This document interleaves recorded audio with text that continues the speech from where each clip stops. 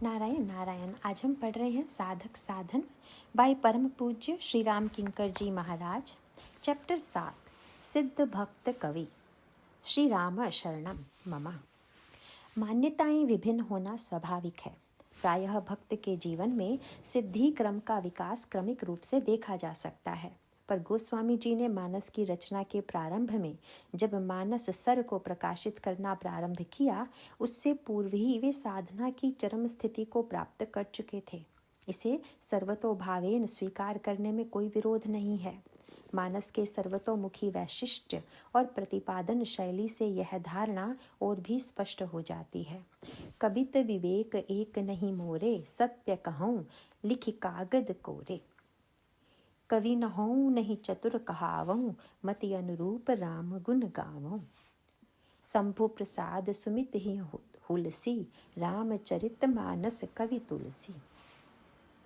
मानस की प्रारंभिक भूमिका में गोस्वामी जी स्वयं को कवि रूप में स्वीकार नहीं करते, पर मानस सर के रूपक को प्रारंभ करते हुए वे अपना परिचय कवि रूप में देते हैं। रामचरित मानस कवि तुलसी। परस्पर विरोधी जैसे वाक्य प्रतीत होने पर भी उनकी विचारधारा को दृष्टिगत रखकर विचार करने पर कोई असंगति नहीं रह जाती। कवि की अस्वीकृति केवल शिष्ट जनोचित नम्रता के रूप में लेना भी सर्वथा उपयुक्त नहीं है, क्योंकि ऐसी नम्रता जो व्यक्ति की हार्दिक धारणा के विपरीत हो, वह दंभ कहे जाने के ही योग्य है। कविता अथवा कवि की स्वीकृति का मुख्य तात्पर्य भक्त की व्यक्तिगत मय संबंधी धारणा को प्रकट करना है। सामाजिक मान्यता के रूप में हम जब भी किसी में कोई गुण देखते हैं, वही उसकी व्यक्तिगत योग्यता मानकर उसे आदर देने लगते हैं, उसकी पूजा करते हैं। भक्त इस प्रकार की मान्यता से सहमत नहीं होता। उसकी दृष्टि में व्यक्ति एक निमित्त मात्र है, उसके माध्यम से ईश्वर ही कार्य करता है। निमित्त बनने वाले व्यक्ति और समाज दोनों के लिए यह घातक है कि वे इसे अपनी व्यक्तिगत योग्यता के रूप में देखें। समाज में इसका दुष्परिणाम यही होता है कि अमूर्त गुणों का स्थान स्थूल शरीर ले लेता है। गुण अव्यवहार्य रह जाते हैं और व्यक्ति की पूजा प्रारंभ हो जाती है।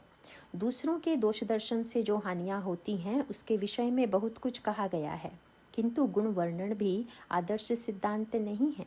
इसीलिए विनय पत्रिका में गोस्वामी जी ने प्रार्थना करते हुए कहा, विगत मान सम शीतल मन, परगुण नहीं दोष कहूँगो। व्यक्ति की कृति और कर्तव्य की अस्वीकृति का तात्पर्य व्यक्ति को तुच्छ और आत्मविश्वास विहीन बना देना भी नहीं है, जैसी आजकल भक्ति के तथाकथित समालोचकों की धारणा कार्य कर रही है। सीमित अहम से मुक्त होना सच्चे अर्थों में दुर्बलता से मुक्त होना है। व्यक्तिगत अहम उस पशु की भांति है जो दूसरों की जड़ता की लाठी का सहारा लेकर ही चल पाता है। एक व्यक्ति को धन का गर्व करने के लिए धनहीनों की अपेक्षा होती है। बुद्धिमत्ता के गर्व का आश्रय मूर्ख मंडली है। इस प्रकार पर मुखापेक्षी अहम को जो लोग आत्मविश्वास का नाम देते हैं, वे व्यक्तिगत महत्वाकांक्षा की बलिवेदी पर सामूहिक हित की बलि देने के लिए व्यग्र रहने वाले माने जा सकते हैं। अपने को सामूहिक रूप में विराट का अंग मानकर कार्य करना धर्म का मूल आधार है। इससे सच्चे आत्मविश्वास का उदय होता है, क्योंकि तब व्यक्ति समष्टि से जुड़ा हुआ और उसकी शक्ति से प्रभावित रहता है। यही तथ्य गोस्वामी जी के वाक्यों में भी सुस्पष्ट है। स्वयं में कवित्व की योग्यता न होते हुए भी जब वे समष्टि अहम को शंभु प्रसाद सुमति ही हुलसी कहकर विराट रूप के वर्णन में शिव को विराट का अहम बताया गया है। अहंकार शिव बुद्धि अज मन ससि चित्त महान। शिव की कृपा का विराट से एकता का अनुभव करते हैं, तब वे निसंकोच अपने को कवि तुलसी स्वीकार कर लेते हैं। गोस्वामी जी की माता का नाम हुलसी है।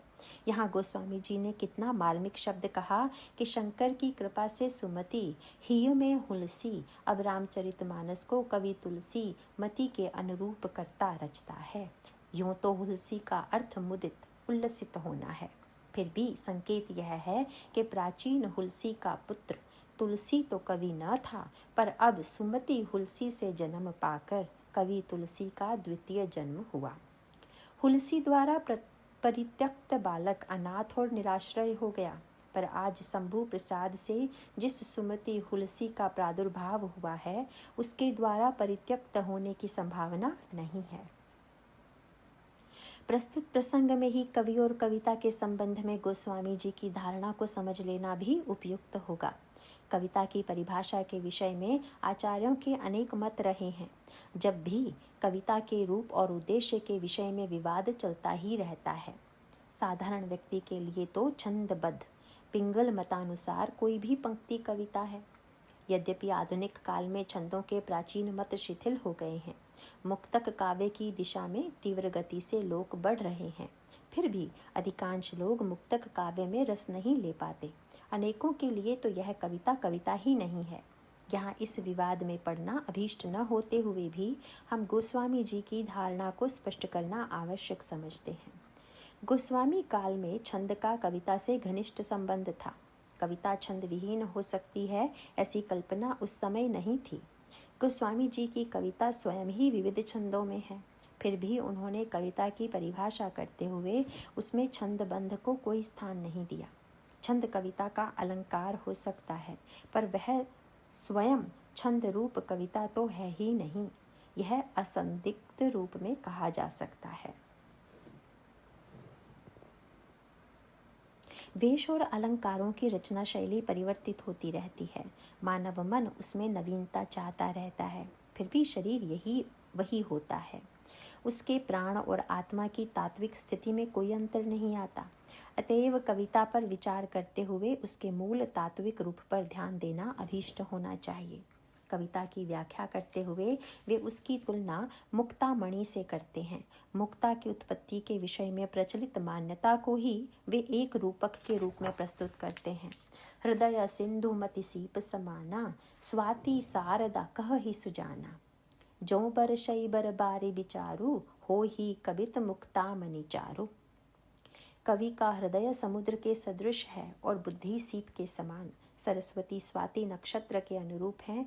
जब वे श्रेष्ठ विचार रूपी वृष्टि करती हैं, तब व्यक्ति में कवित्व की मुक्तामणि का प्राकट्य होता है।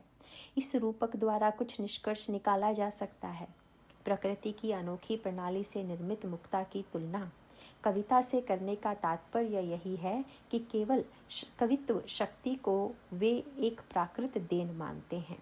यह कहना अधिक उपयुक्त होगा कि उनकी दृष्टि में कविता निर्मित नहीं की जाती, वरन वह प्रकट होती है।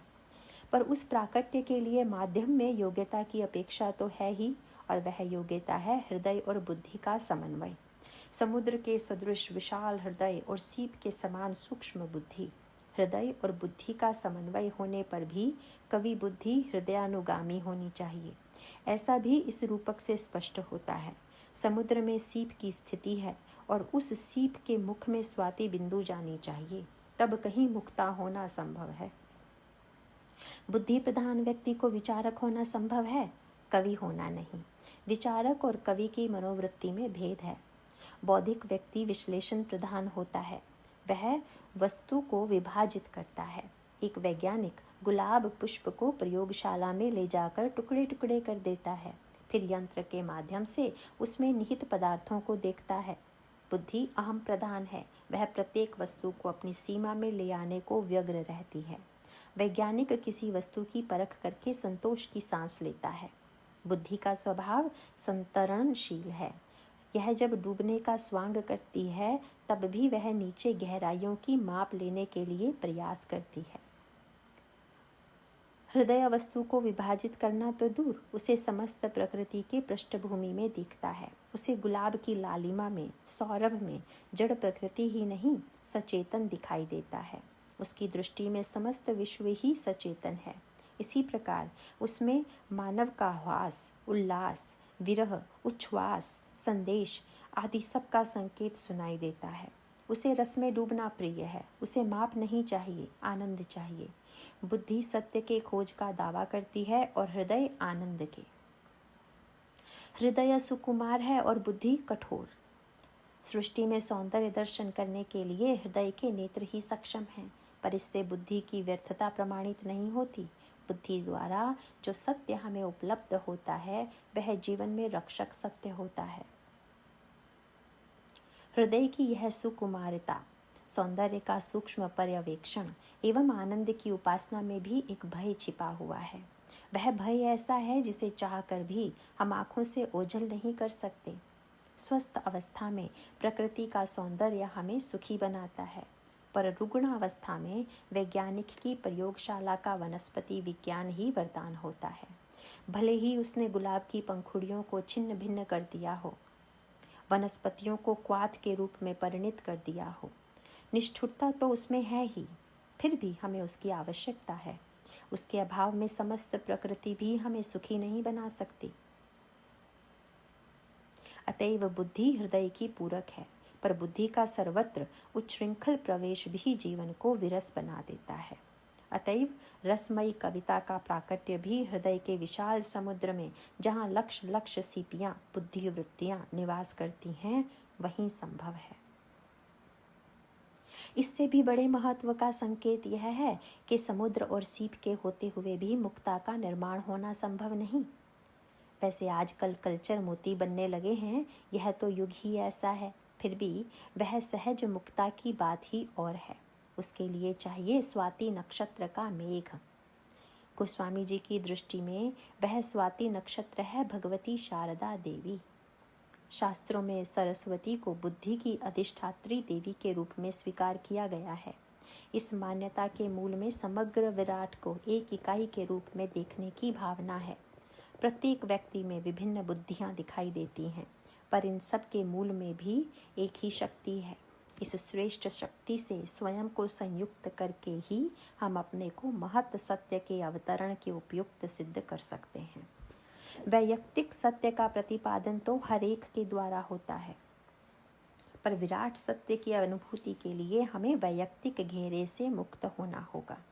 व्यष्टि बुद्धि में जो सीप के समान रिक्तता युक्त और ग्रहणोन्मुख होती है, समष्टि बुद्धि से विराट सत्य की अनुभूति होती है, वही स्वाति शारदा की श्रेष्ठ वृष्टि होती है। कभी कभी हम समाज में व्यक्ति के विविध रूप देखकर आश्चर्यचकित हो जाते हैं। एक कवि की कविता सुनकर हमारे अंतःकरण में उसकी जो मूर्ति निर्मित होती है, वह मूर्ति कवि के सन्निकट जाने पर चूर चूर हो जाती है। उस समय व्यक्ति को तीव्र आघात की अनुभूति होती है। विचार करने पर इसका कारण समझा जा सकता है। आप किसी मित्र के घर में बैठे हुए अचानक सुरभित वायु के एक झोंके का अनुभव करते हैं। इसका अभिप्राय यह नहीं कि उसी ने अपने भवन में वाटिका लगा रखी हो। यह भी हो सकता है कि उसके घर में दुर्गंधित पवन बह रहा हो, पर उसकी खिड़की ऐसे स्थान पर है जहाँ से निकटस्थ वाटिका का सुगंधित झोंका आकर कुछ क्षणों के लिए सौरभ बिखेर जाता है। यह तो प्रकृति की कृपा है, संयोग है। एक लौकिकता से ग्रस्त व्यक्ति भी कभी कभी ऐसे सत्य कह जाता है जिसे सुनकर चकित रह जाना पड़ता है। इसका तात्पर्य उसकी वास्तविक योग्यता नहीं है, वह तो बुद्धि की खिड़की से आया हुआ सद्विचार और उड़ान का एक झोंका मात्र है। यही साधना के क्षेत्र का प्रवेश होता है, जहाँ संयोग के लिए भी विशिष्ट स्थिति का निर्माण प्रस्तुत किया जाता है। साधारण व्यक्ति भी कभी इस प्रकार के मुक्ता का सर्जक बन जाता है। यह महत प्रकृति बुद्धि की सरस्वती के क्षणिक संस्पर्श का परिणाम है। इस प्रकार हृदय और बुद्धि का समन्वय, हृदयानुगामी बुद्धि, ग्रहणोन्मुखता, समष्टि बुद्धि से एकात्मकता द्वारा उत्पन्न होने वाली प्रतिभा ही कविता है, जो कि मुक्तामणि कही जा सकती है। इसके पश्चात उसमें छिद्र का निर्माण करके एक सूत्र में पिरोने का कार्य अवशिष्ट रह जाता है, क्योंकि एक माला के रूप में ही उसके सौंदर्य का आनंद लिया जा सकता है। कविता के अन्य बहिरंग लक्षण गोस्वामी जी के जुगति बेधी पुनिप्य होहई में ही आ जाते हैं। एक सूत्रता और गूंथने की कला से भी सौंदर्य में महान अंतर आ जाता है। इस कला के निष्णांत व्यक्ति को महाकवि कह सकते हैं। माला रूप में उसकी कल्पना से कविता की हृदय पर अधिकार कर लेने की शक्ति और कंठस्थता का संकेत मिलता है। माला कंठ में धारण की जाती है और वह हृदय तक फैली रहती है। कविता में छंद और गीतात्मकता से कंठ का सहयोग मिल पाना उसके लिए अधिक सुगम और संभव हो जाता है। संभवतः इसीलिए कविता छंद और गीतात्मकता से बहुत कुछ अभिन्न हो गई है। इसके अभाव में वह कुछ बिखरी हुई सी प्रतीत होती है, जिसको मुक्ता रूप में अस्वीकार तो नहीं किया जा सकता, पर उसका जन हृदय पर अधिकार संभव नहीं दिखता। सुकवि रूप में भगवान शिव के उल्लेख से भी गोस्वामी जी के कवि संबंधी आदर्श पर अच्छा प्रकाश पड़ता है। मानस के आदि कवि भगवान शिव हैं, अतएव गोस्वामी जी की दृष्टि में कवि के चरम आदर्श भी वे ही हो सकते हैं। इसीलिए मानस के अंत में शंभु का उल्लेख सुकवि रूप में करते हैं। यत् पूर्वम प्रभुणाम कृतम सुकविना श्री शंभुना दुर्गमम। एक बार इस सुकवि शब्द के कारण श्री राहुल सांकृत्यानन को प्राकृत भाषा के शंभु कवि की स्मृति हो आई, और तब उन्होंने अपना यह मत प्रकट कर दिया कि गोस्वामी जी अपने मानस की रचना शंभु कवि से प्रभावित होकर करते हैं, और यहाँ शंभु के रूप में उन्हीं का नामोल्लेख है। मानस के पूर्वापर प्रसंगों की एकता को दृष्टिगत रखकर विचार करने वालों को यह तर्क सर्वथा भ्रामक प्रतीत होगा, क्योंकि प्रारंभ में भी गोस्वामी जी इस मानस की मूल परंपरा के आचार्य के रूप में जिन शंभु का उल्लेख करते हैं वे भगवान शिव ही हैं। रचि महेश निज मानस राखा, पाई सुसमऊ शिवासन भाषा। शंभु कीन यह चरित सुहावा, बहुरी कृपा करी उम ही सुनावा। कीन ही प्रसन्न जही भांति भवानी, जही विधि शंकर कहा बखानी। इन्हीं शंभु की कृपा से तुलसी कवि बन पाते हैं।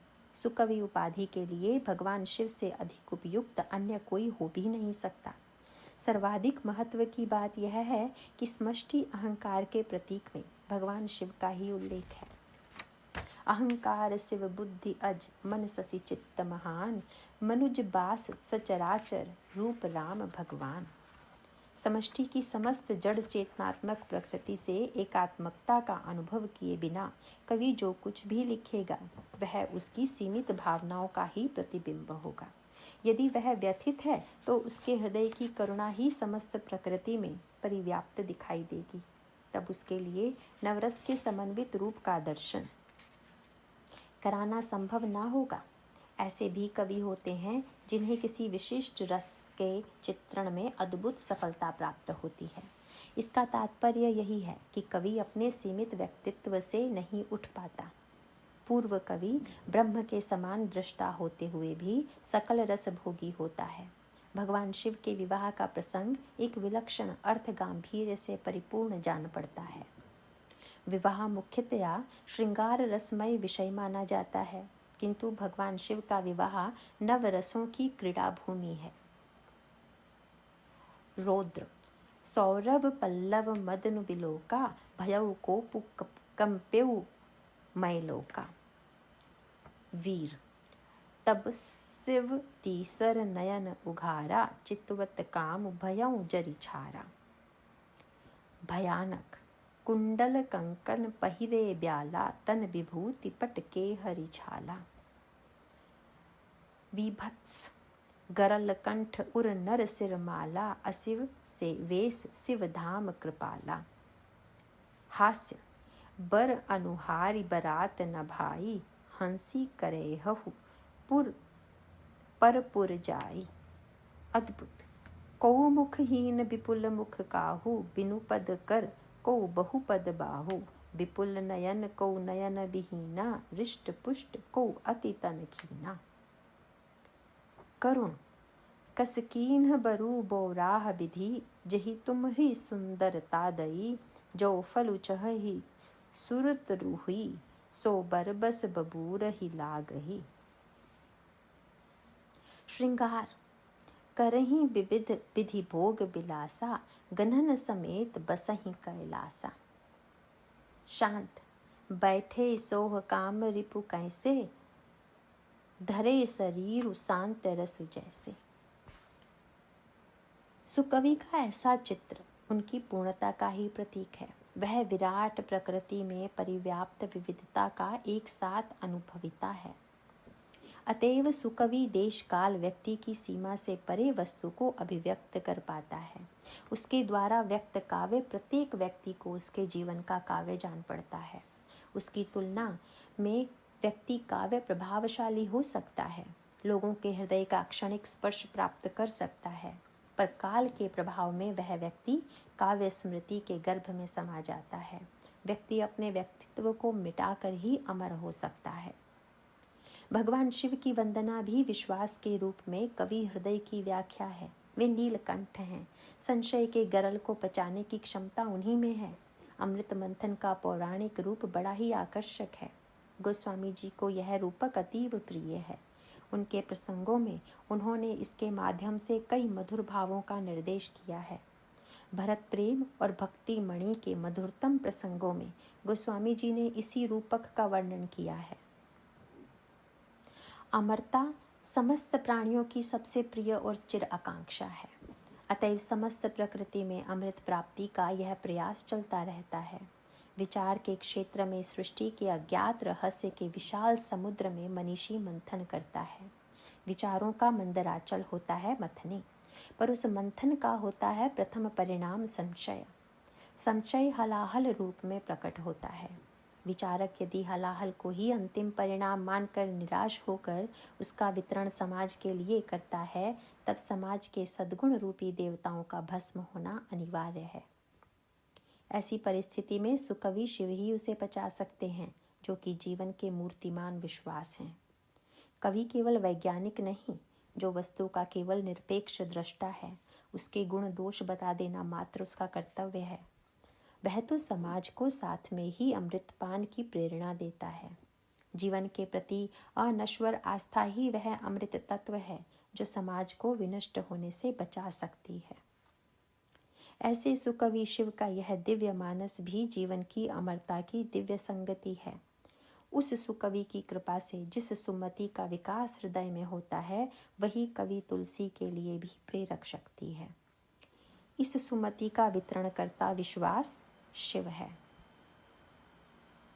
अतएव संभवतः इसका उल्लास भी हृदय में ही होता है।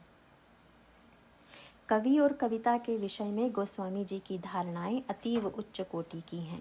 कवि एक साधारण व्यक्ति नहीं, वह तो समष्टि चेतना का प्रतिनिधि है, जिसके माध्यम से विराट सत्य अभिव्यक्त होता है।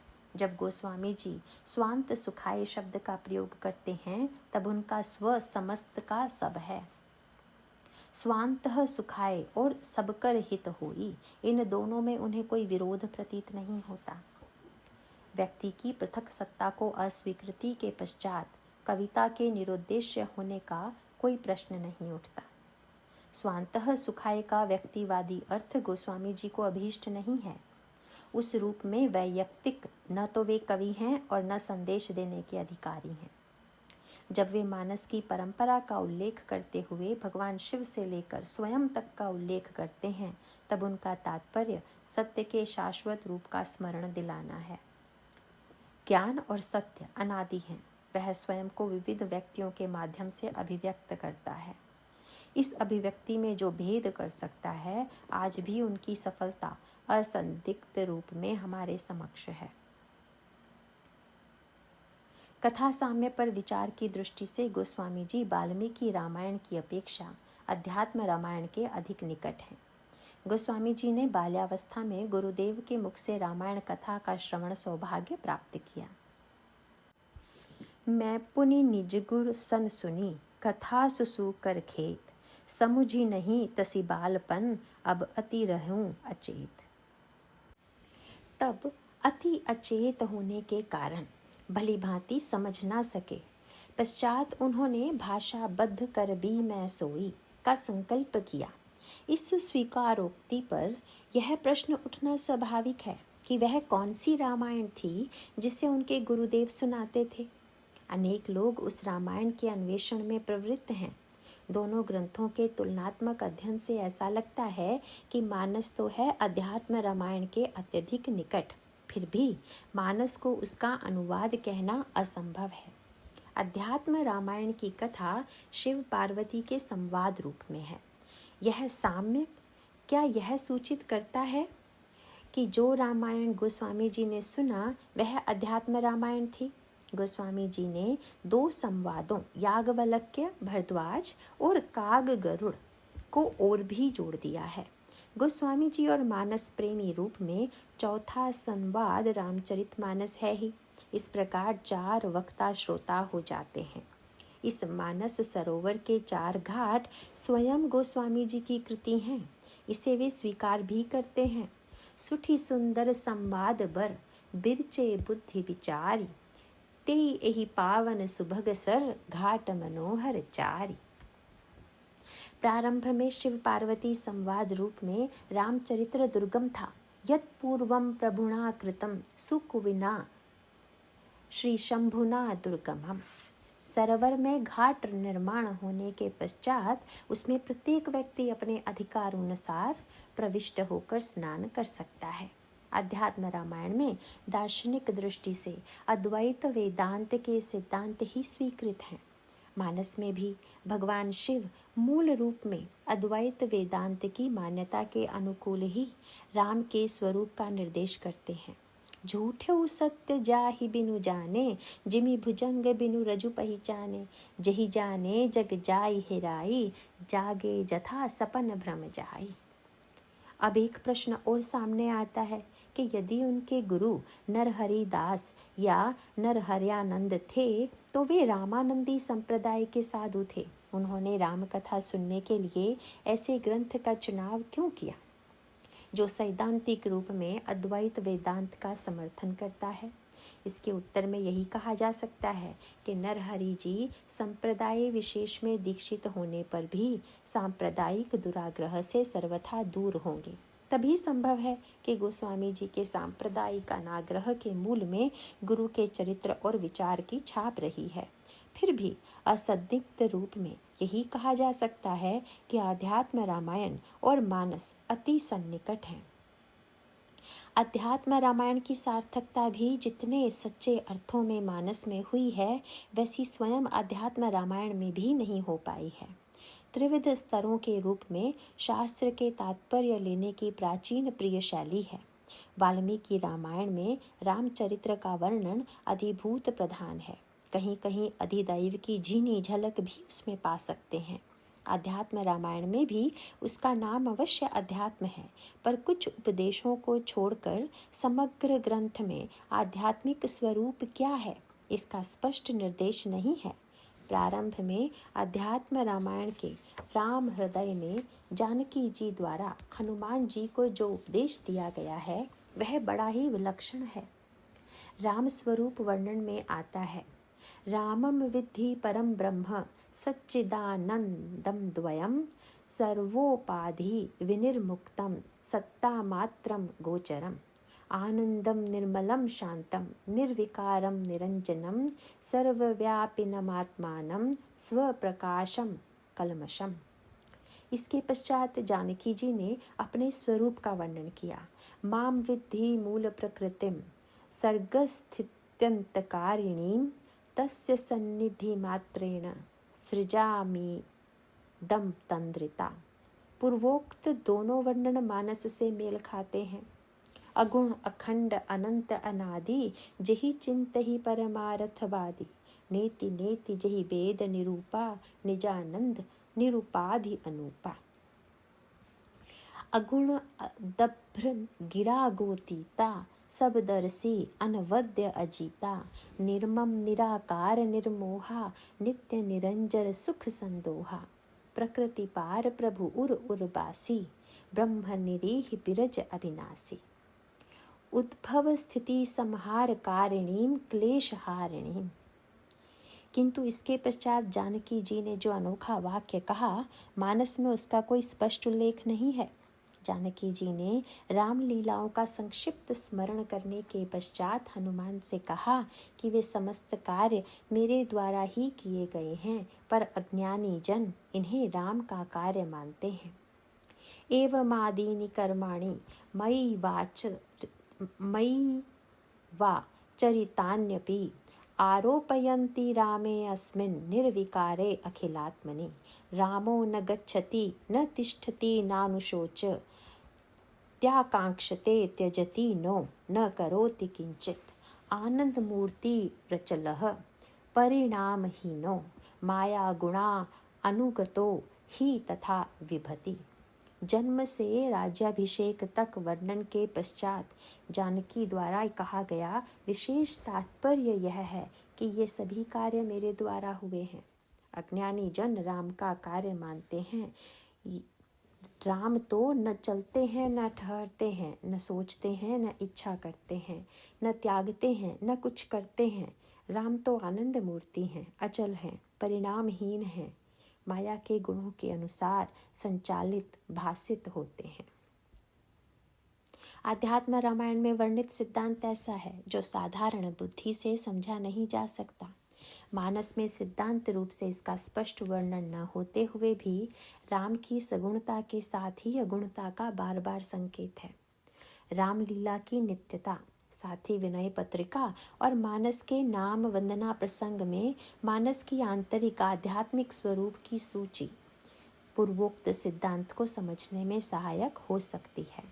गोस्वामी जी ने मानस का इतना विलक्षण गुम्फन किया है कि वह एक साथ अधिभूत, अधिदैव व अध्यात्म तीनों की चरम संगति का चरित्र से प्रदर्शन कर सके।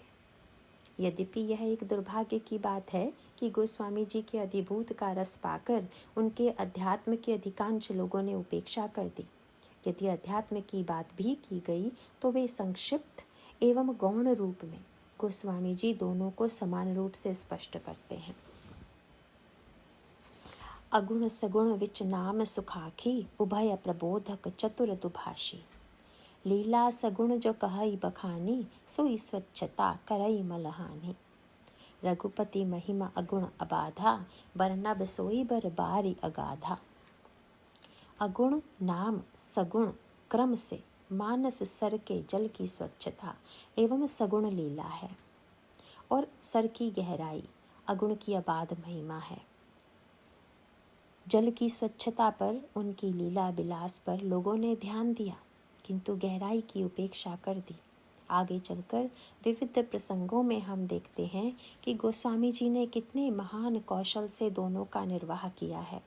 अध्यात्म रामायण से इतना घनिष्ठ संबंध होने पर भी गोस्वामी जी ने जो लघु महत अनेक परिवर्तन कर दिए हैं, वे उनकी सूक्ष्म दृष्टि का अपूर्व ही परिणाम है। अध्यात्म रामायण की प्रथम झांकी कैलाश शिखर पर स्थित शिव पार्वती हैं। कैलासाग्रे कदाचिद विशत विमले मंदिरे रत्नपीठे, संविष्टम ध्याननिष्ठम त्रिनयन अभयम सेवितम सिद्ध संघहि। देवी वामान कंसंस्था, गिरिवर तनया पार्वती भक्ति नम्रा। प्राहेदम देवमीशम सकल मलहरम, वाक्यम आनंद कंदम।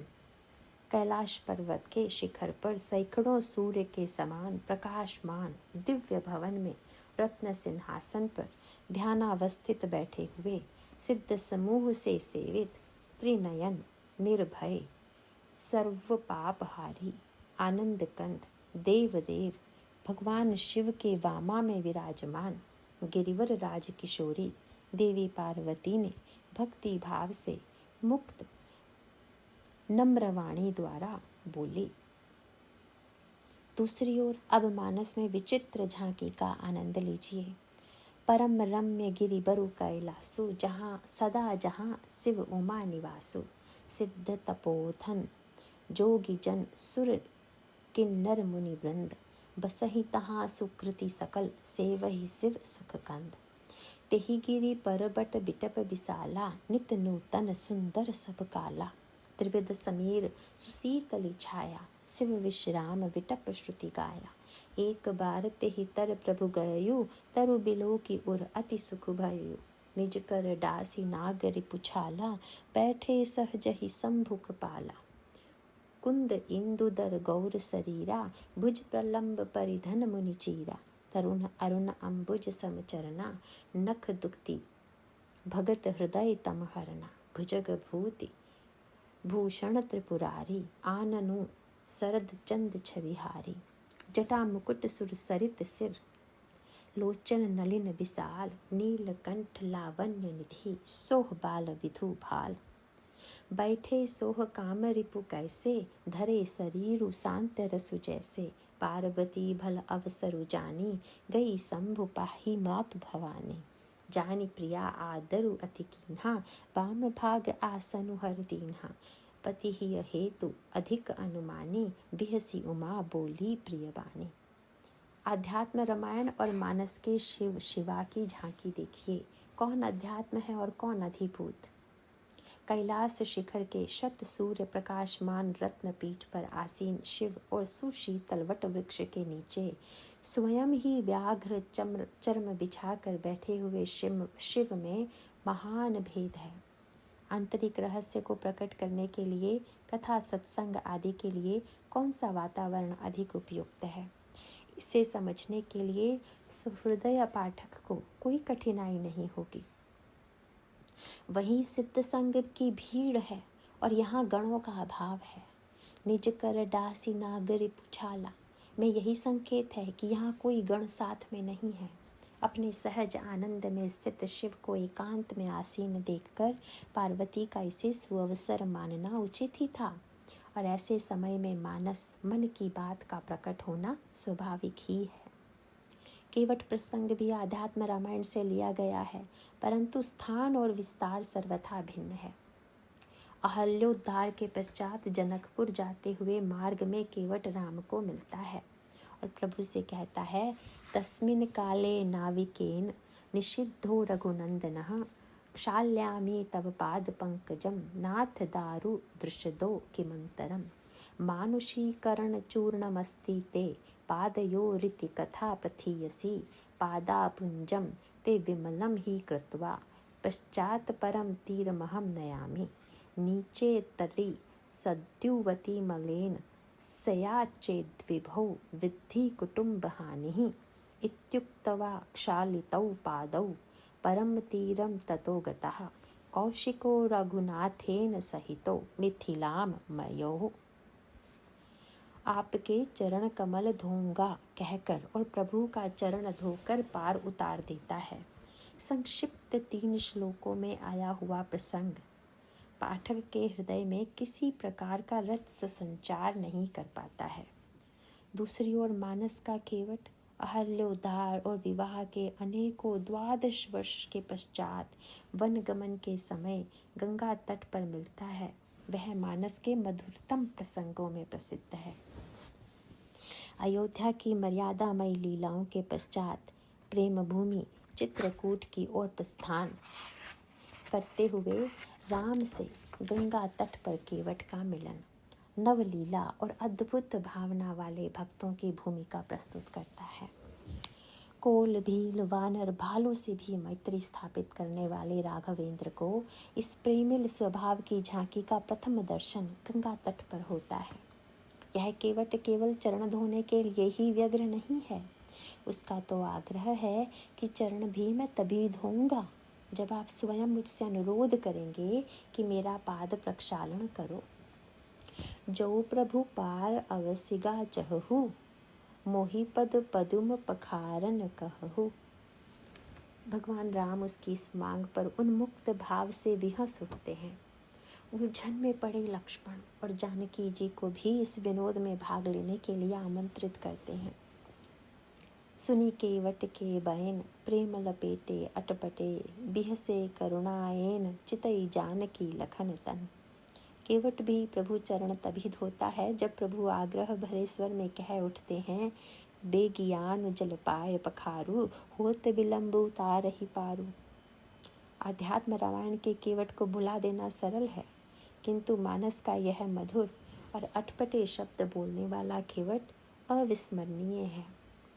अध्यात्म रामायण या अन्य राम संबंधी काव्यों से भी जहाँ गोस्वामी जी ने किसी कथा भाग या चरित्र विशेष को लिया है, उसमें नया रंग नए जीवन की ज्योति का संचार कर दिया है।